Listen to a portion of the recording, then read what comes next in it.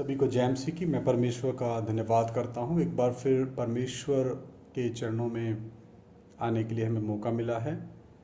हम प्रभु की सेवा में पैसे की भूमिका, दान की भूमिका के विषय को सीखते आ रहे हैं और हम लेवीय व्यवस्था की किताब के दूसरे भाग में हैं। आइए सर झुकाएं, प्रार्थना करें। महान जीवते परमेश्वर, अनुग्रहकारी प्रभु, मैं आपका धन्यवाद देता हूँ। थोड़ी देर तेरा जीवता वचन सीखने जा रहे हैं। पवित्र आत्मा आप हमें सिखाएं, हमारी ज्ञान बुद्धि समझ को आप खोल दें। हम घटें, आप हमारे जीवनों में बढ़ते जाएं। प्रभु यीशु मसीह के नाम से मांगते हैं, आमीन। आइए हम लेवीय व्यवस्था 6 अध्याय उसका 19 से लेके 23 वचन तक हम पढ़ेंगे। फिर यहोवा ने मूसा से कहा, जिस दिन हारून का अभिषेक हो, यानी महायाजक के तौर पे, उस दिन वह अपने पुत्रों के साथ यहोवा को यह चढ़ावा चढ़ाए। मतलब यहाँ पे शब्द आया चढ़ावा, अर्थात एपा का 10वां भाग मैदा नित्य अन्न बलि में चढ़ाए। उसमें से आधा भोर को और आधा संध्या के समय चढ़ाए। वह तवे पर तेल के साथ पकाया जाए। जब वह तेल से तर हो जाए तब उसे ले आना। इस अन्न बलि के पके हुए टुकड़े यहोवा के सुखदायक सुगंध के लिए चढ़ाना। हारून के पुत्रों में से जो भी उस याजक पद पर अभिषिक्त होगा वह भी उसी प्रकार का चढ़ावा चढ़ाया करे। यह विधि सदा के लिए है कि यहोवा के सम्मुख वह संपूर्ण चढ़ावा जलाया जाए। याजक के संपूर्ण अन्न-बलि भी सब जलाए जाएं, वह कभी ना खाया जाए। यहाँ पर लिखा है संपूर्ण चढ़ावा जलाया जाए और संपूर्ण अन्न-बलि भी सब जलाए जाएं। तो ये विषय दूसरा है, लेकिन यहाँ पे लिखा है कि संपूर्ण चढ़ावा और संपूर्ण अन्न-बलि भी।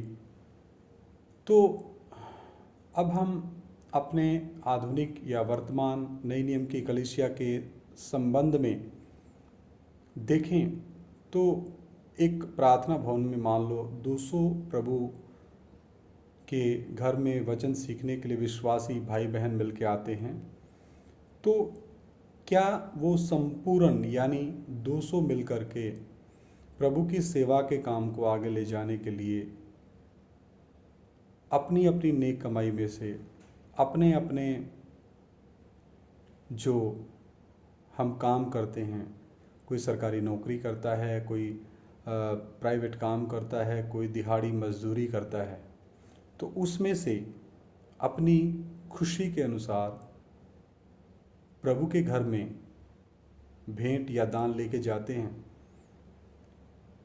तो नए नियम का दान का जो रीति है वो अलग है, लेकिन यहाँ पर जो आदेश था कि संपूर्ण चढ़ावा जलाया जाए, यानी जब महायाजक का अभिषेक हो और संपूर्ण अन्न-बलि भी सब जलाए जाएं। तो मेरे प्रियो, हमने प्रभु की सेवा में अगर शरीक होना है यानी दान की सेवा में, तो वो हमारे मेहनत कमाई और अपनी खून पसीने की जो मजदूरी है उसमें से होना चाहिए। इसके अलावा परमेश्वर इसको कबूल नहीं करता। आगे हम देखते हैं 24 से 30, लेवी व्यवस्था 6 का 24 से 30। फिर यहोवा ने मूसा से कहा, हारून और उसके पुत्रों से यह कहे कि पाप बलि की व्यवस्था यह है, जिस स्थान में होम बलि पशु वध किया जाता है उसी में पाप बलि पशु भी यहोवा के सम्मुख बलि किया जाए। वह परम पवित्र है। जो याजक पाप बलि चढ़ावे वह उसे खाए। वह पवित्र स्थान में अर्थात मिलाप वाले तंबू के आंगन में खाया जाए। जो कुछ उसके मांस से छू जाए वह पवित्र ठहरेगा, और यदि उसके लहू के छींटे किसी वस्त्र पर पड़ जाएं तो उसे किसी पवित्र स्थान में धो देना, और वह मिट्टी का पात्र जिसमें वह पकाया गया हो तोड़ दिया जाए। यदि वह पीतल के पात्र में उबाला गया हो तो वह मांजा जाए और जल से धो लिया जाए। याजकों में से सब पुरुष उसे खा सकते हैं, वह परम पवित्र वस्तु है। पर जिस पाप बलि पशु के लहू में से कुछ भी लहू मिलाप वाले तंबू के भीतर पवित्र स्थान में प्रायश्चित करने को पहुंचाया जाए, उसका मांस कभी ना खाया जाए, वह आग में जला दिया जाए। तो यहाँ पर पाप बलि के बारे में परमेश्वर ने कितना खोल करके बताया है कैसे करना है, क्या खाना है, क्या नहीं खाना है। तो हम पुराने नियम से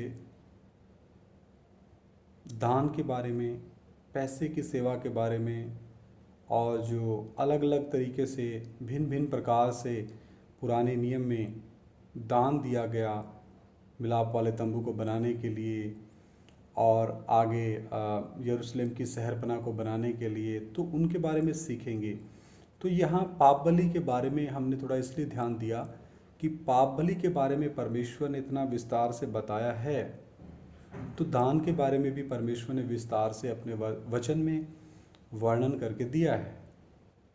और पाप बलि के इतने नियम हैं, तो फिर दान दशमांश के लिए और हम जो पैसा परमेश्वर की भवन में याजकों के सम्मुख लेके जाते हैं उसके बारे में भी बहुत से नियम हैं। लेव्य व्यवस्था 7 अध्याय 1 से 10। फिर दोष बलि की व्यवस्था यह है, वह परम पवित्र है। जिस स्थान पर होम बलि पशु का वध करते हैं उसी स्थान पर दोष बलि पशु भी बलि करें और उसके लहू को याजक वेदी पर चारों ओर छिड़के और वह उसमें की सब चर्बी को चढ़ाए, अर्थात उसकी मोटी पूंछ को और जिस चर्बी से आंतड़ियाँ ढपी रहती हैं वह भी, और दोनों गुर्दे और जो चर्बी उनके ऊपर और कमर के पास रहती है और गुर्दों समेत कलेजे के ऊपर की झिल्ली, इन सबों को वह अलग करे और याजक इन्हें वेदी पर यहोवा के लिए हवन करे, तब वह दोष बलि होगा। याजकों में के सब पुरुष उसमें से खा सकते हैं, वह किसी पवित्र स्थान में खाया जाए क्योंकि वह परम पवित्र है। जैसा पाप बलि है वैसा ही दोष बलि भी है। उन दोनों की एक ही व्यवस्था है। जो याजक उन बलियों को चढ़ा के प्रायश्चित करे वही उन वस्तुओं को ले,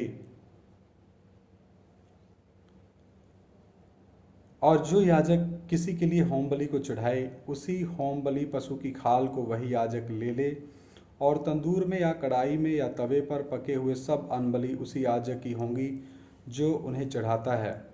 और सब अन्न बलि जो चाहे तेल में सने हुए हों चाहे रूखे हों, वे हारून के सब पुत्रों को एक समान मिले।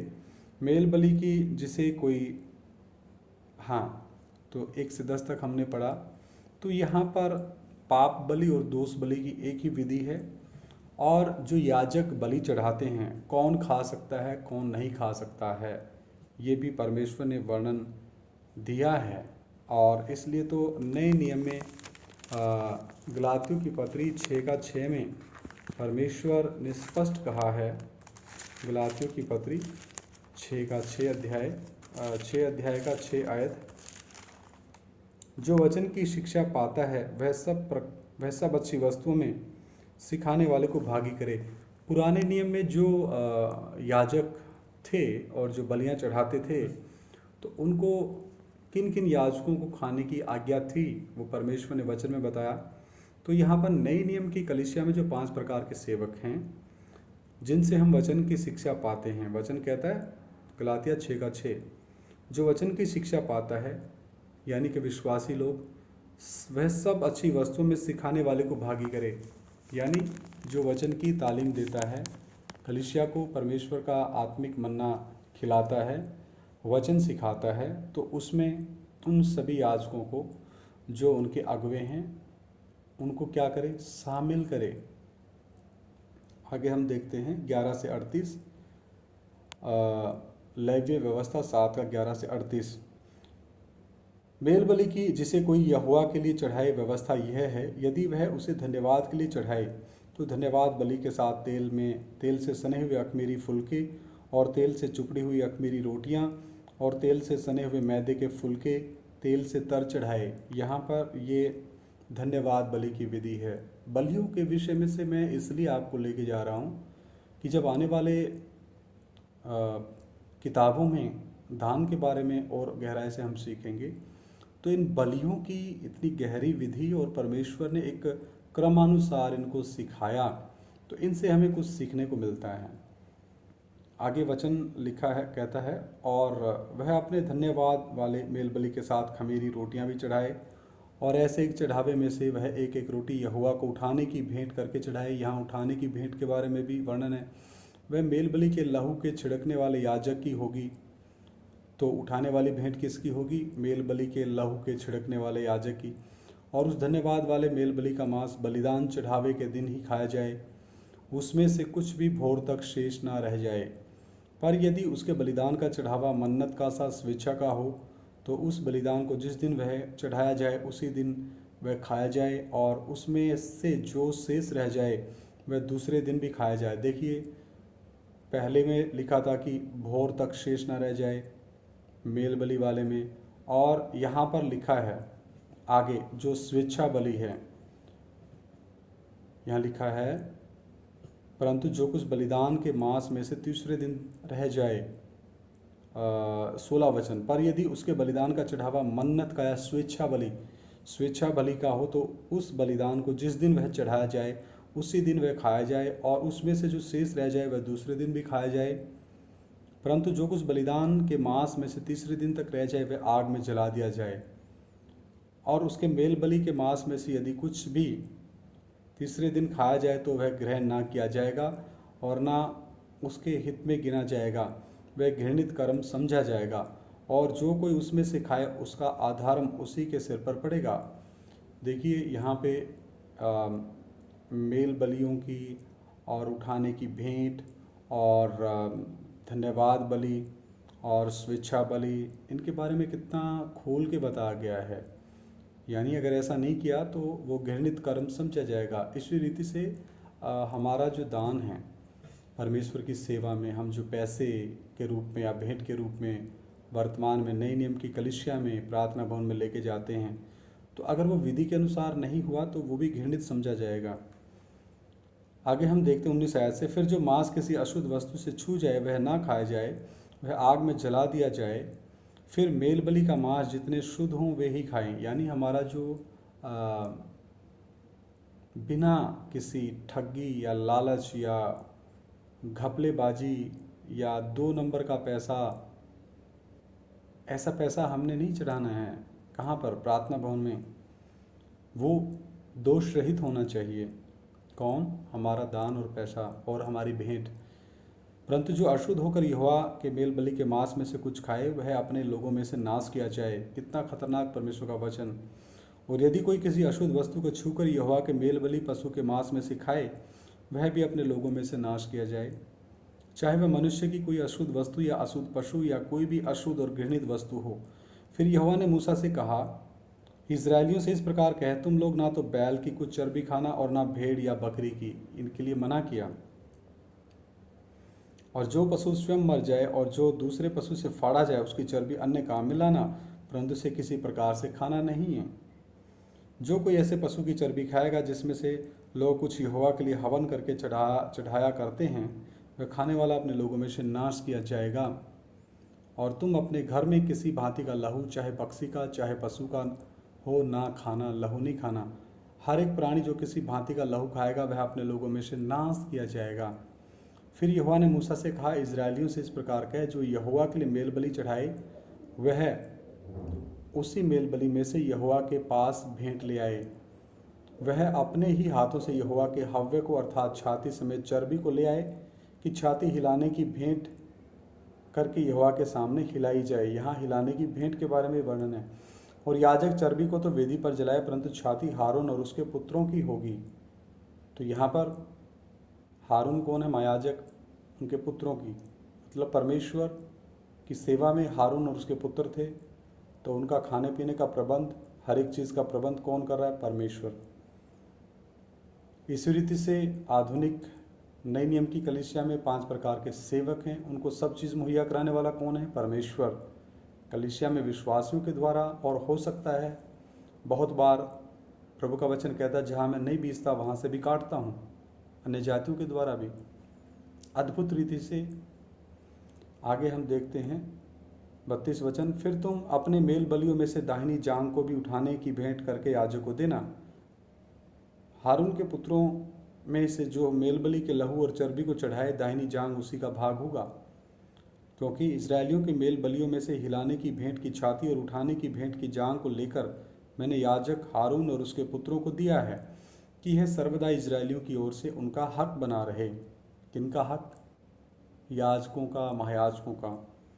जिस दिन हारून और उसके पुत्र यहोवा के समीप याजक पद के लिए लाए गए, उसी दिन यहोवा के हव्यों में से उनका यही अभिषिक्त भाग ठहराया गया। अर्थात जिस दिन यहोवा ने उनका अभिषेक किया, उसी दिन उसने आज्ञा दी कि उनको इस्राएलियों की ओर से ये भाग नित्य मिला करे। उनकी पीढ़ी पीढ़ी के लिए उनका यही हक ठहराया गया। होम बलि, अन्न बलि, पाप बलि, दोष बलि, याजकों के संस्कार बलि और मेल बलि की व्यवस्था यही है। जब यहोवा ने सीनै पर्वत के पास के जंगल में मूसा को आज्ञा दी कि इजरायली मेरे लिए क्या क्या चढ़ावा चढ़ाएं, तब उसने उनको यही व्यवस्था दी थी। तो ये व्यवस्था, चढ़ावे की व्यवस्था परमेश्वर ने मूसा को दी।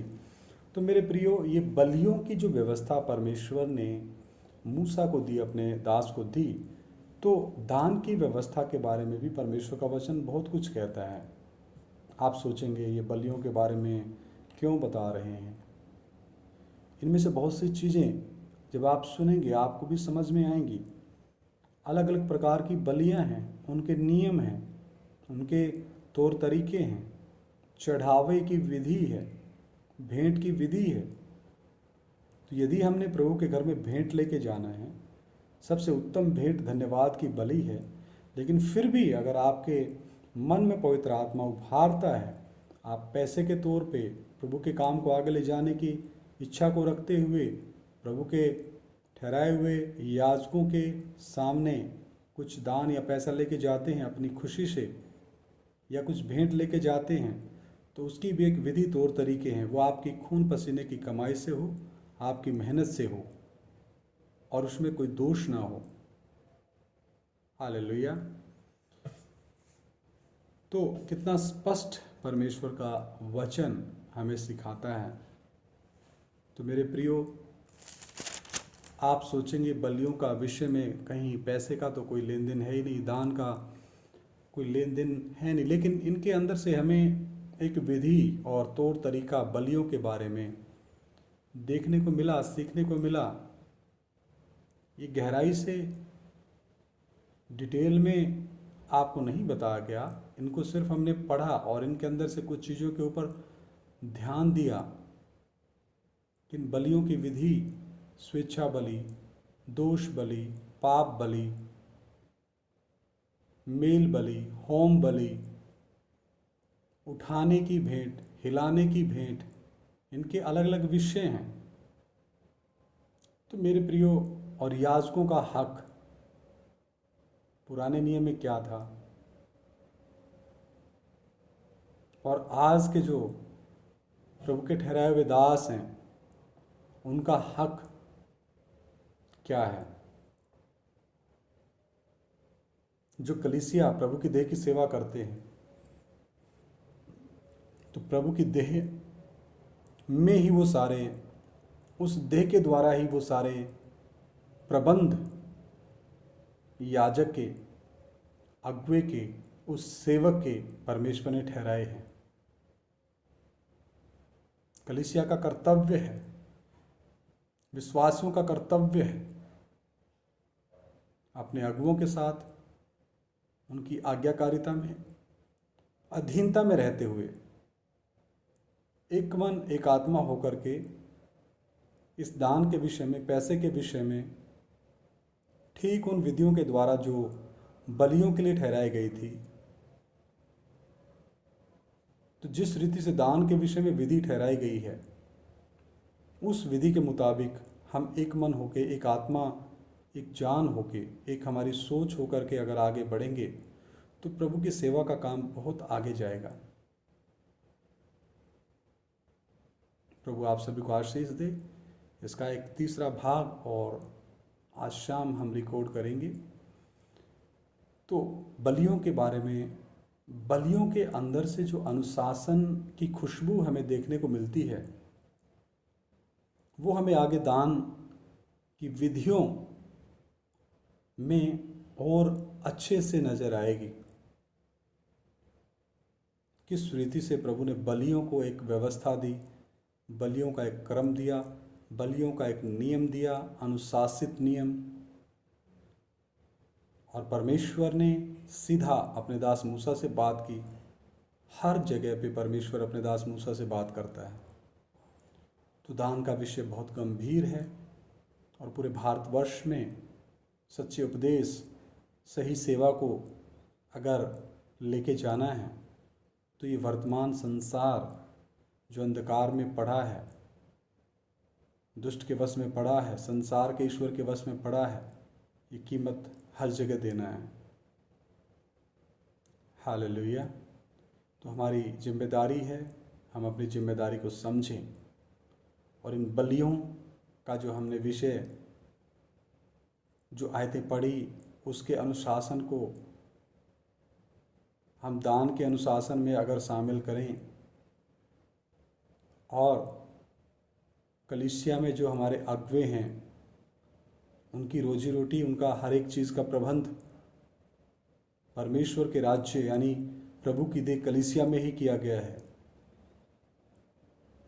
हालेलुया।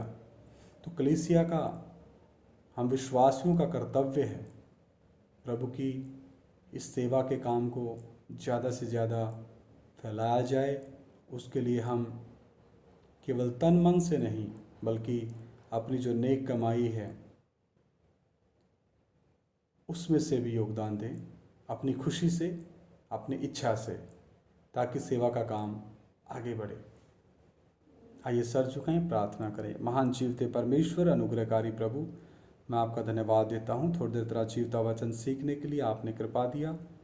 प्रभु, बलियों में हमें एक अनुशासन देखने को मिलता है, आपने एक अनुशासन दिया प्रभु। वो पिता परमेश्वर, उस अनुशासन को यदि हम पिता दान की सेवा में, भेंट की सेवा में अगर लागू करें पिता, तो तेरी सेवा का काम कितना आगे बढ़ सकता है। प्रभु, एक एक विश्वासी के हृदय में आप बात करें प्रभु। ये कोई विषय बलियों का नहीं था, लेकिन हमने इनमें से कुछ चीज़ों को सीखा, आपने सिखाया पवित्र आत्मा, और गहराई से एक एक से आप बात करें, हमें वफादार बना ताकि तेरी सेवा का काम आगे बढ़े। हमारी प्रार्थना को सुन लो प्रभु, यीशु मसीह के नाम से मांगते हैं, आमीन। सभी को जय मसीह की। मारानाथा।